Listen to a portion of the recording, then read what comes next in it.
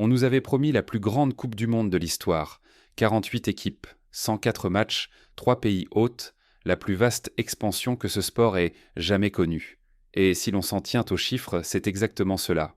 Mais à peine 2 semaines après le début du tournoi, une toute autre histoire prend forme. Et le centre de cette histoire se trouve ici même, aux États-Unis, dans les couloirs du pouvoir, dans les bureaux de la FIFA et dans un réseau d'argent, de politique et d'influence qui se construisait discrètement bien avant que le premier ballon ne soit joué. Commençons par l'ampleur réelle de ce qui se déroule. La Coupe du Monde 2026 a débuté le 11 juin à Mexico et se poursuivra jusqu'au 19 juillet. 16 villes accueillent des matchs, 11 aux États-Unis, 3 au Canada et 2 au Mexique. Avec 104 rencontres au total, 72 en phase de groupe et 32 dans les tours à élimination directe, ce tournoi est presque 2 fois plus vaste que celui que les supporters connaissaient depuis des décennies. L'ancien format comptait 64 matchs pour 32 équipes. Désormais, sur le seul plan logistique, on regarde quelque chose qui ressemble presque à un autre sport. Mais un chiffre balaie tout le discours promotionnel. 78 de ces 104 matchs se jouent sur le sol américain. Autrement dit, les États-Unis ne sont pas simplement l'un des 3 co-organisateurs, les États-Unis sont le tournoi. Ce qui se passera dans les stades américains déterminera la façon dont le monde se souviendra de cette Coupe du Monde. Et ce qui se passe en dehors de ces stades, cette histoire a été tout aussi bruyante, peut-être même davantage. Avant même le premier coup de sifflet, ce tournoi était déjà décrit comme l'un des plus politiquement compromis de l'histoire du football, non pas à cause de ce qui se jouait sur la pelouse, mais à cause de l'homme qui dirige l'organisation derrière tout cela. Le président de la FIFA, Gianni Infantino, a passé la dernière décennie à redéfinir ce que signifie diriger le football mondial. Et dans les semaines qui ont précédé puis suivi le début de ce tournoi, cette redéfinition a été scrutée comme jamais depuis le début de sa présidence. Pour comprendre ce qui se joue aujourd'hui, il faut revenir au point de départ de cette ère. En 2015, la FIFA était en chute libre. Le département américain de la justice a inculpé des dizaines de dirigeants en poste ou d'anciens responsables pour association de malfaiteurs, fraude électronique et blanchiment d'argent. Le scandale est remonté jusqu'au sommet. Le président historique de la FIFA, Sepp Blatter, a démissionné dans le déshonneur. Les enquêteurs ont décrit une culture de la corruption si profondément installée qu'elle était devenue routinière. Droits télévisés, votes d'attribution, contrats commerciaux, tout était contaminé par des paiements en coulisses et des commissions occultes représentant des centaines de millions de dollars. Gianni Infantino est arrivé dans ce champ de ruines en février 2016. Il était le candidat de la réforme. La rupture nette. L'homme censé rendre sa crédibilité à une organisation devenue le symbole mondial de la corruption institutionnelle. Dans ses premières années, il parlait souvent de transparence, de redistribution de la richesse vers les pays en développement, de retour du football à ses racines. Ce qui a émergé fut plus complexe, un président extraordinairement doué pour survivre politiquement et qui a semblé de plus en plus confondre les intérêts institutionnels de la FIFA avec les siens. La relation entre Infantino et Donald Trump est le fil qui relie presque toutes les controverses entourant cette Coupe du Monde. Elle remonte plus loin qu'on ne l'imagine souvent. Pendant le premier mandat de Trump, Infantino s'est rendu plusieurs fois à la Maison-Blanche. Dans une séquence largement relayée, il lui a offert des cartons rouges et jaunes en plaisantant sur le fait qu'ils étaient destinés à la presse.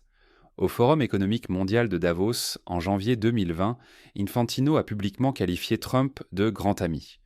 La logique de cette amitié était simple. Les États-Unis voulaient la Coupe du Monde. Trump voulait le prestige du plus grand événement sportif de la planète sur le sol américain. Et Infantino voulait un allié politique puissant dans le pays qui accueillait le tournoi sur lequel il avait misé tout son héritage. La FIFA a loué des espaces événementiels dans des propriétés appartenant à Trump. Infantino a participé à des événements à la Maison-Blanche et a publiquement salué l'administration. Comme l'a détaillé le New York Times dans une enquête publiée avant le tournoi, de hauts responsables du football se demandaient en temps privé qui bénéficiait réellement de cet arrangement. La FIFA ou quelque chose de beaucoup plus personnel. Lorsque Trump était revenu à la Maison-Blanche en janvier 2025, cette dynamique s'est intensifiée.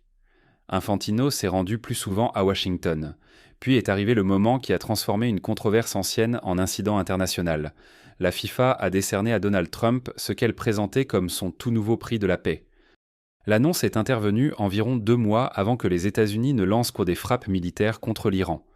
L'organisation de défense des droits humains Fair Square a déposé une plainte formelle réclamant une enquête pour déterminer si Infantino avait violé les propres statuts de la FIFA, lesquels imposent clairement à tous les responsables une stricte neutralité politique. Miguel Maduro, ancien président du comité de gouvernance de la FIFA, a déclaré publiquement qu'Infantino avait enfreint ses règles. Le Monde lui a consacré un long portrait le décrivant comme l'empereur controversé du business du football. À Mexico, à la veille du tournoi, Infantino s'est montré défiant. Il a dit n'avoir aucun regret. Il a demandé à ses critiques de se calmer. La commission d'éthique interne de la FIFA est restée silencieuse, alors même que 2 plaintes formelles se trouvaient sur son bureau. La politique est ensuite passée des récompenses symboliques directement à la compétition. L'Iran s'est qualifié pour 2026 comme meilleure équipe de la zone asiatique. En temps normal, l'histoire de sa qualification s'arrêterait là. Mais en juin 2025, l'administration Trump a pris un décret imposant des restrictions de voyage aux ressortissants de 12 pays, dont l'Iran. Des exemptions ont été promises aux sportifs se rendant à de grandes compétitions internationales. Dans les faits, la situation s'est révélée bien plus confuse. En novembre 2025, les États-Unis ont refusé des visas à des membres de la délégation iranienne pour le tirage au sort de la Coupe du Monde à Washington. L'Iran a boycotté l'événement en signe de protestation. La FIFA a tenté de contenir la crise dans l'urgence. Une délégation iranienne réduite a finalement participé. Puis, quelques jours avant le premier match de l'Iran, la situation s'est encore aggravée. Les États-Unis ont refusé des visas à 15 membres de la délégation iranienne, dont le président de la fédération Méditage, ainsi qu'à plusieurs membres du staff, responsables techniques et officiels. Les autorités américaines ont invoqué des préoccupations de sécurité nationale et de supposés liens avec le corps des gardiens de la révolution islamique. La fédération iranienne a dénoncé une décision politiquement motivée et discriminatoire. 4 membres ont finalement obtenu gain de cause en appel. 11 sont restés interdits d'entrer sur le territoire. Les 26 joueurs ont été autorisés à voyager depuis leur camp d'entraînement de Tijuana au Mexique, mais ils sont arrivés au tournoi avec une partie de leur structure d'encadrement brisée. Mesurons ce que cela signifie concrètement. L'Iran a gagné sa place au mérite sportif. Ses joueurs se sont qualifiés sur le terrain face à certaines des meilleures équipes du football asiatique. Ils sont arrivés au plus grand tournoi du monde avec des dirigeants essentiels de leur fédération incapables d'entrer dans le pays hôte, non pas pour quelque chose commis sur un terrain de football, mais à cause d'un conflit géopolitique entre 2 gouvernements. Il y a eu autre chose. La FIFA a programmé un match de groupe entre l'Égypte et l'Iran à San José, en Californie, le même week-end que les célébrations de la Pride dans la ville. L'Égypte et l'Iran disposent tous 2 de lois criminalisant l'identité LGBTQ. Des militants locaux et des responsables municipaux ont souligné le conflit évident. Les critiques y ont vu exactement le type de manque de sensibilité que la FIFA manifeste régulièrement lorsque le football rencontre les droits humains. Et la dimension des droits humains allait plus loin encore. Dans les mois précédant le tournoi, des manifestations ont parcouru l'Iran. Plusieurs rapports ont indiqué que des sportifs et des footballeurs figuraient parmi les personnes touchées par la répression. Des organisations de défense des droits humains ont appelé la FIFA à exclure l'Iran de la compétition. La FIFA est restée largement silencieuse. Ce silence est lui-même une forme d'action, orientée vers la protection de la stabilité commerciale et politique plutôt que vers les personnes menacées. Puis, 3 jours avant le début de la Coupe du Monde 2026, l'équipe juridique de Michel Platini a confirmé qu'elle déposait plainte au pénal à Paris contre Gianni Infantino et 2 anciens responsables de la FIFA. Marco Villiger, ancien directeur juridique de l'organisation, et Domenico Scala, ancien président du comité d'audit et de conformité. Platini, acquitté l'an dernier par un tribunal suisse après un second procès lié aux accusations qui avaient rembrisé sa carrière, poursuit désormais ce qu'il décrit comme la source de sa chute, une conspiration coordonnée destinée à l'empêcher de devenir président de la FIFA. La plainte pénale évoque des poursuites abusives et un abus de pouvoir. Séparément, Platini a déposé une action civile contre la FIFA pour obtenir une compensation financière, affirmant que l'organisation avait délibérément organisé son exclusion de la présidence. Ce ne sont pas les accusations d'une figure marginale. Platini est triple ballon d'or et ancien président de l'UEFA.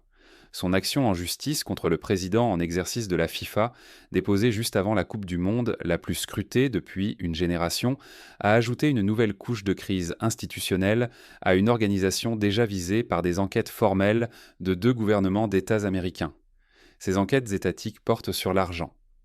Entre octobre 2025 et avril 2026, la FIFA a augmenté le prix des billets pour plus de 90 des 104 matchs du tournoi.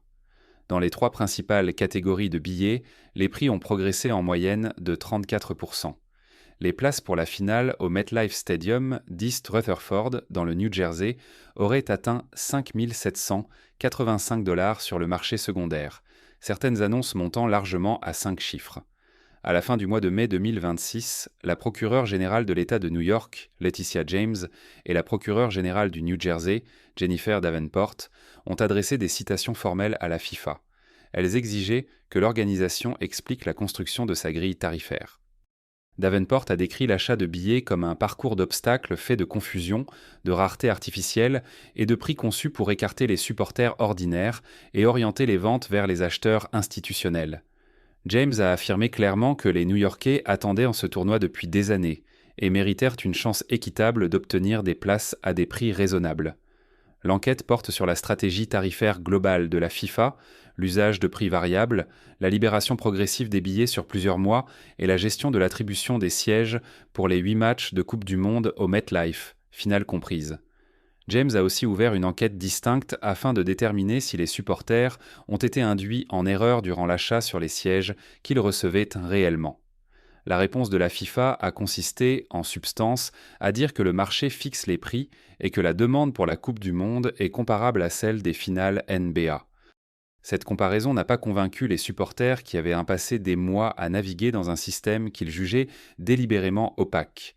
Elle ne cadrait pas non plus avec les 190 000 billets invendus encore présents dans le système à l'approche de la semaine d'ouverture, contredisant directement l'affirmation d'Infantino sur une demande sans précédent.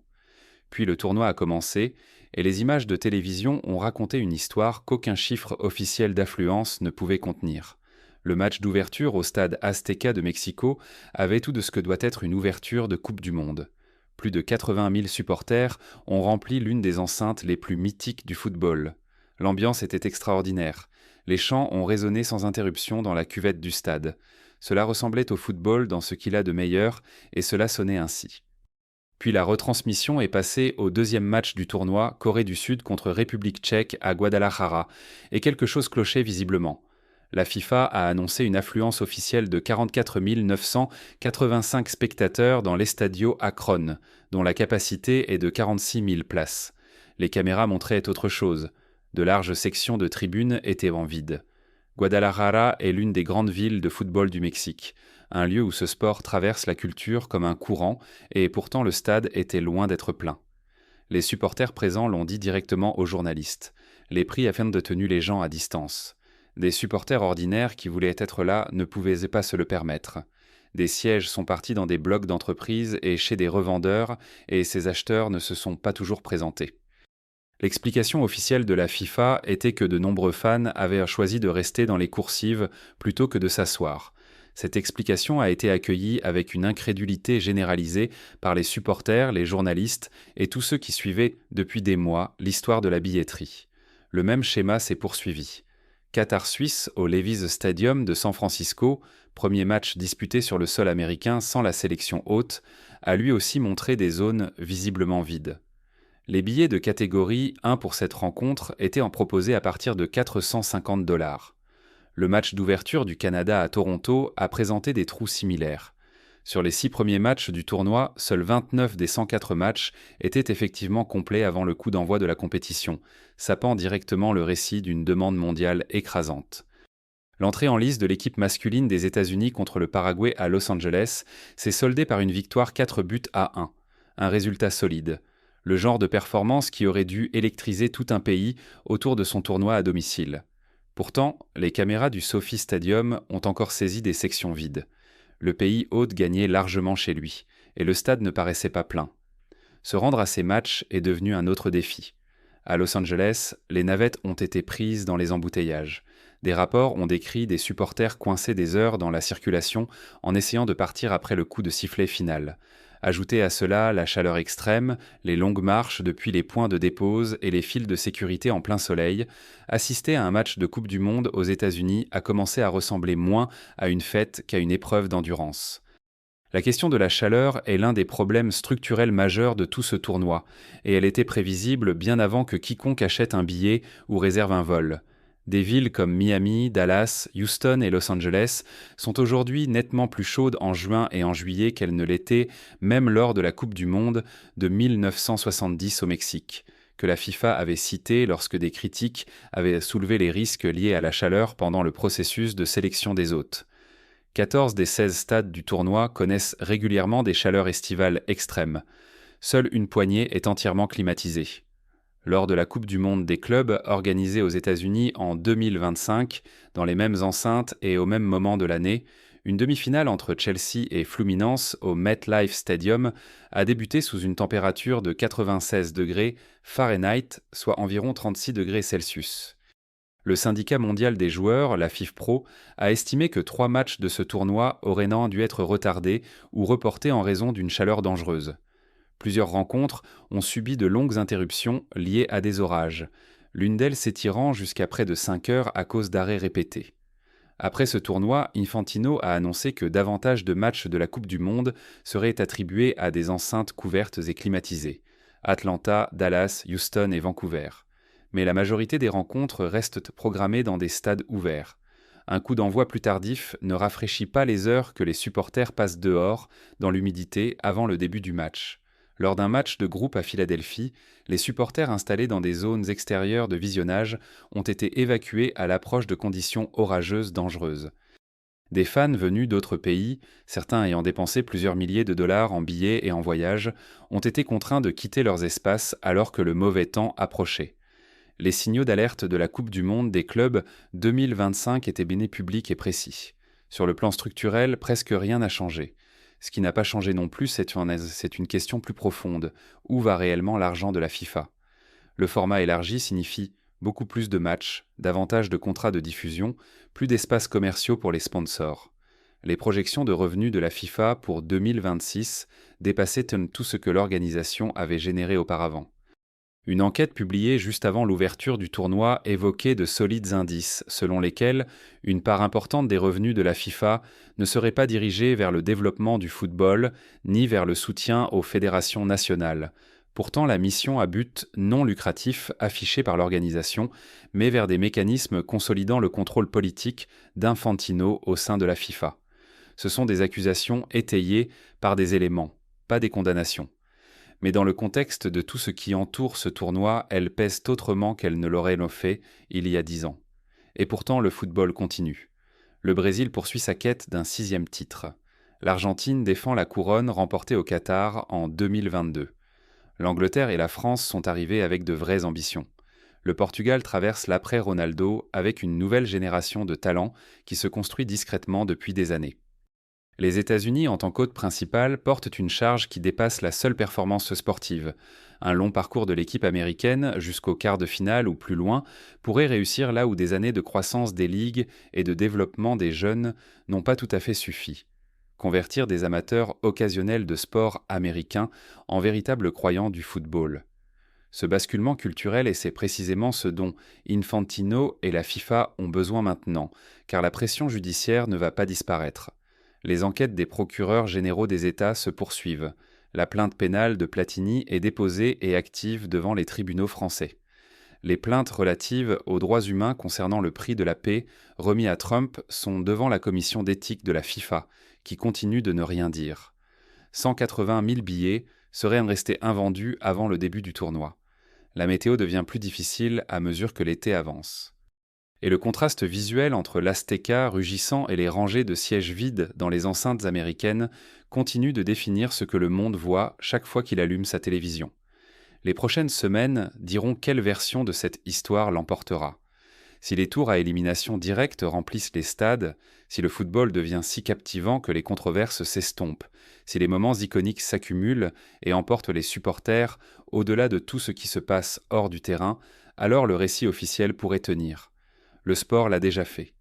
Les plus grands moments de Coupe du Monde ont cette capacité à survivre aux scandales qui les entourent.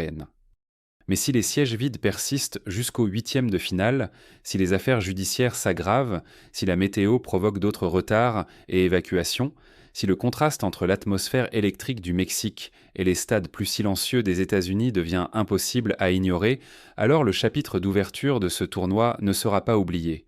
Il se figera en quelque chose de durable. La Coupe du Monde 2026 est à la fois le plus grand tournoi de football jamais organisé et le plus politiquement et institutionnellement compromis de mémoire moderne. Ce n'est pas une contradiction. C'est l'histoire. Le ballon roule. Reste à savoir si le jeu peut porter tout cela.